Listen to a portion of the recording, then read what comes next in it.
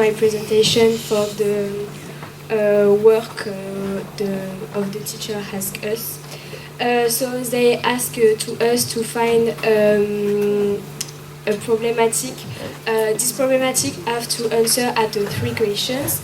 The differences between the Italian school and the French school,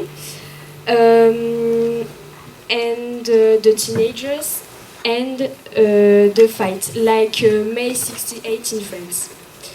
So me, I will talk about the teenager and the fight, and Margot about the differences between the school and the Italian school and French school. So Erasmus is an European action aimed for the mobility of university students. It's a program of education for mobility. It was created in 1997 and 1998. We can find this project in the middle school, high school, and college. For Erasmus, you can have an exchange with European school, and in this European school you can have paintball with the European student. For me, Erasmus is very good because it's very cheap, something like 170 euros. During of this Erasmus project is 1 week, 1 month, 5 months, or 1 year. Me, I did 2 travels with the Erasmus. Last year I went in Leiria in Portugal during 1 week. I had paintball. And this year I went to Italy, in Sulmona, with paintball too.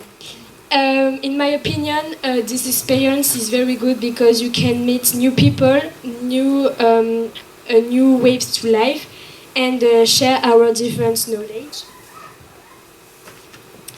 And after I find other example. So I found on internet 2 influences. There was in a school of communication in the college. They went during 5 months in Zagreb, in Croatia. They go to school. They have English lessons, but this experience was not with an exchange with the paintball.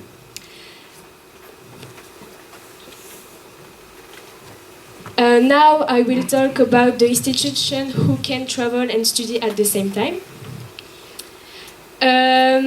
So in France we have different institutions. The most famous is EF, Education First.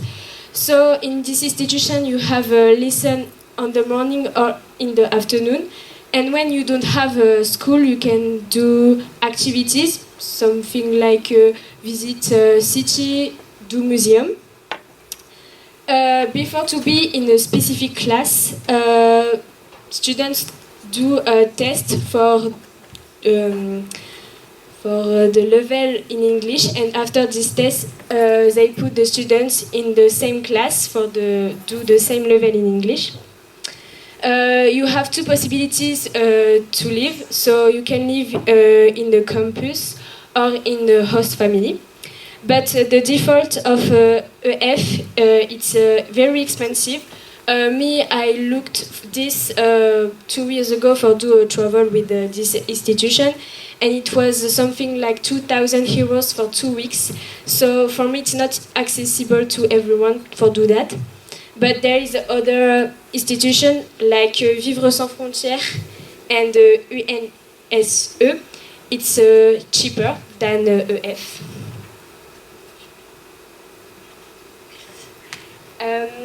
There is the same institution in Italy, like Intercultura. It's like EF, but just in college.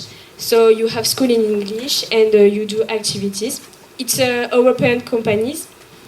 This travel just during 2 weeks, and if you want to go more than 2 weeks, you have to pay 150 euros per week.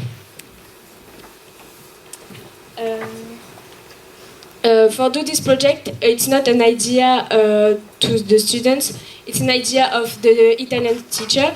So they go in the class and they ask to the students who want to do the project. After, I will talk about fight against the future and the ecology.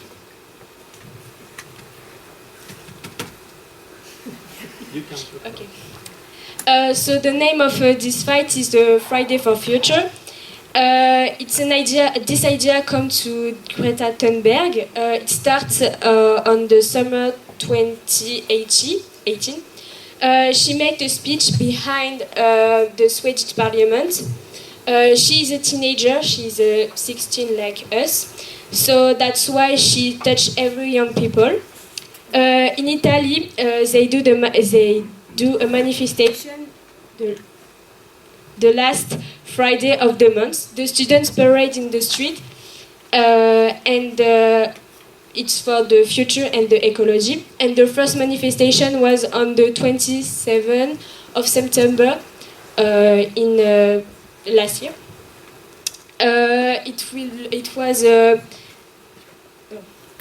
This manifestation was in 180 cities, so like in Rome, Palerme, Venise, Milan et Sulmona.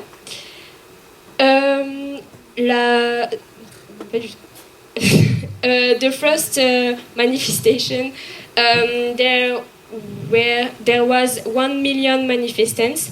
So it was the students in the middle school and the high school. So today, the students want to do this action every last Friday of the month during all the year, for try to find some idea for slow global warming. Finish.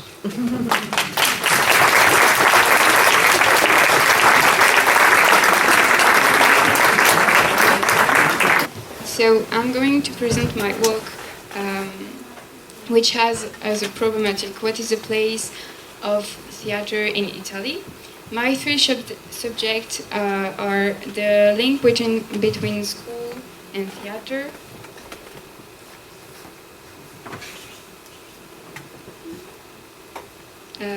then the theater in the Italian history, and the theater in teens' life.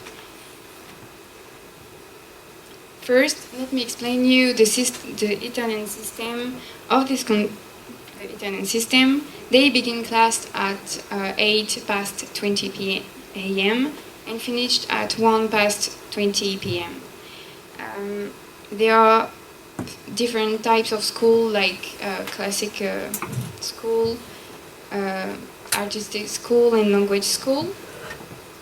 Then I would like to talk about how the theater is taught in Italy.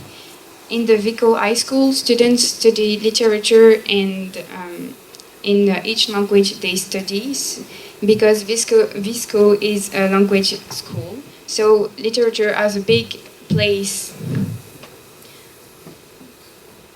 Moreover, I learned that we can't find a theater club, but teachers can ask few people to come to work with students and maybe prepare a presentation of a play, and they can ask to go to the theater with students.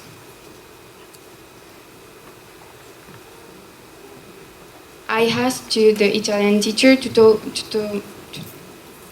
tell me about what she teach about theater, and I learned more about Italian playwright Carlo Goldoni, born in 1707 and dead in 1793.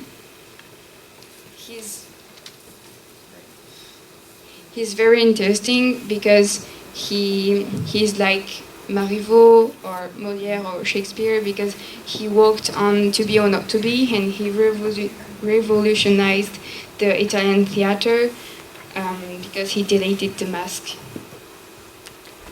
Goldoni is also interesting because he lived in France, wrote in French, and he had a big impact even in France because with his plays.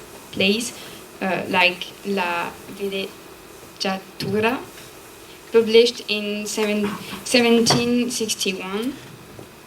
This play talk about the hypocrisy of aristocracy because rich people spend a lot of money just to show that they are rich.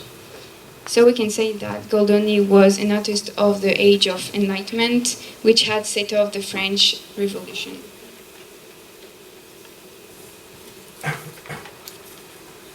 Now I'm going to talk about the theater in Italian history.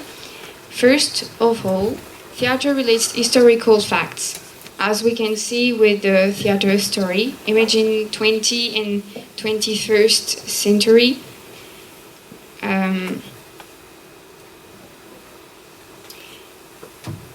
That's kind of theater is like witness of history.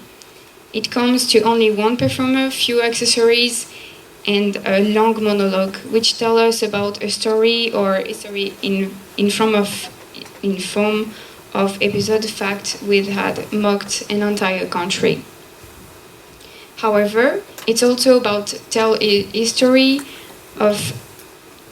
to fight against oblivion,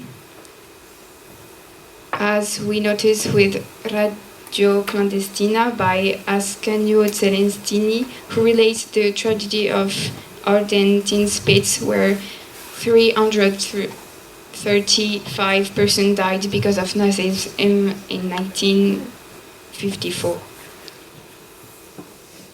Then the theater relates historical facts with the nuns theater. In fact, at the end of the Middle Age, before that La Commedia dell'arte reached the rest of the Europe, the nuns theater appeared in Italy, inspired by archaeology excavation, which is therefore ready to face the ancient Roman civilization. Furthermore, when it was about the nun theater, the actors performed on the antique thrones. This type of theater testifies to the history of the ancient Roman civilization. So, carry on with the history of Italian theater with the Commedia dell'arte. Firstly, La Commedia dell'arte means the professional theater. Indeed, performers of art earned their living through performing comedy, tragedy, comedy, by making the audience paid.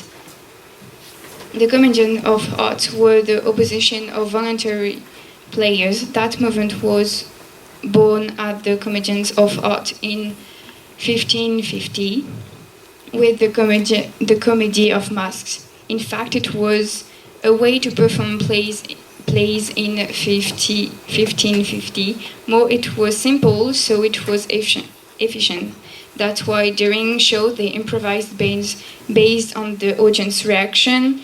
That they had just a theme and they create repliques and script in front of people. There were women on stage, but they didn't wear masks.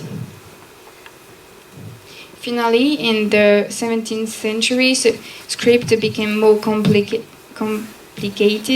and we had more accessories on stage. So the comedy of masks disappeared. Back in the day, two authors were considered at the origin of the Italian theater. So we have Angelino Beolco, called Brusante, which means poor, a peasant. He chose this name because he had a realistic view of the world, and he wanted to show the real poverty to people, and which scared his audience and showed the self-righteous.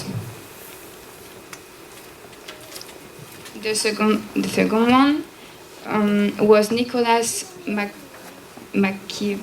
Machiavel, who will write only one comedy called La Mandragore in 1512. This play staged a rebel woman outside of all tradition. This work made a scandal in contrast to the learn theater of the time. So the Pope decided to forbid it in Rome. Finished.